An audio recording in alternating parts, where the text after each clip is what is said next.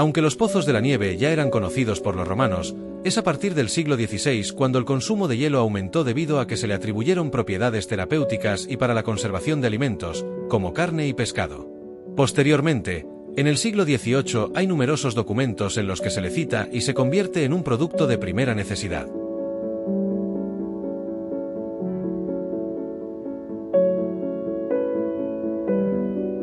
Para obtener el hielo, se utilizaban unas estructuras que permitían contener el hielo cogido de los ríos y la nieve compactada, para ser utilizado entre abril y noviembre.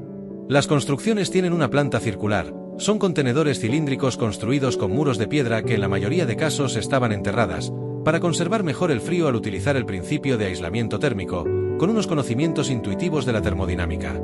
También nos encontramos con pozos como el de la Floresta, en que está adosado a una pequeña loma, que protege la parte meridional. Este cerro no solo protege el pozo de la parte más cálida, sino que sirve para acceder a la parte superior del mismo, donde un par de orificios sirven para introducir y sacar el hielo, a la vez que facilitar la circulación de aire. Al seguir el mismo principio que los botijos, para mantener fresca el agua. Ahora nos acercamos al agujero que está en el centro de la bóveda, en la parte más alta del pozo.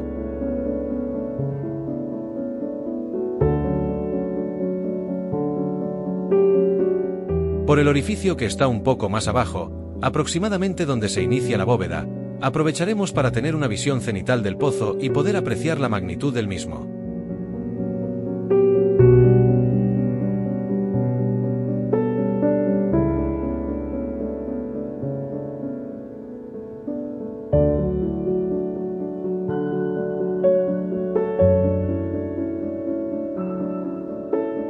Entraremos en el pozo por una puerta que normalmente estaba sellada, ya que solo se utilizaba para tareas de limpieza, una vez terminada la temporada, cuando se había consumido la totalidad del hielo. En el suelo podemos apreciar un reborde para recoger la posible agua que se derretía, ya que encima del mismo se colocaban maderas y después las capas de nieve. Este pozo tiene planta circular con un diámetro de 6,4 metros, cubierto por una bóveda semiesférica con una altura de 9 metros, donde se encuentra un agujero redondo y otro cuadrado. Está realizado con sillares de piedra irregulares.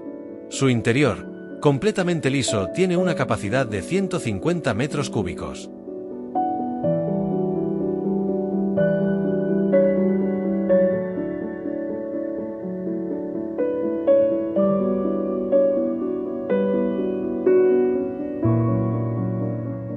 El proceso en los pozos se iniciaba con las últimas nevadas, en que unos trabajadores denominados boleros recogían la nieve, en unas cargas de 50 kilos que cubrían con pieles.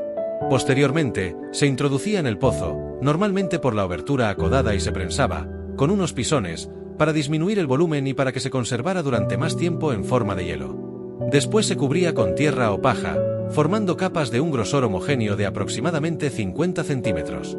Ya en verano, se cortaban con sierras los bloques de hielo, que eran transportados a lomos de semovientes durante la noche para evitar al máximo las pérdidas, que podían llegar a representar el 50%. La dureza del trabajo era impresionante, ya que trabajaban en condiciones de frío intenso, sin disponer de abrigos y calzado adecuados.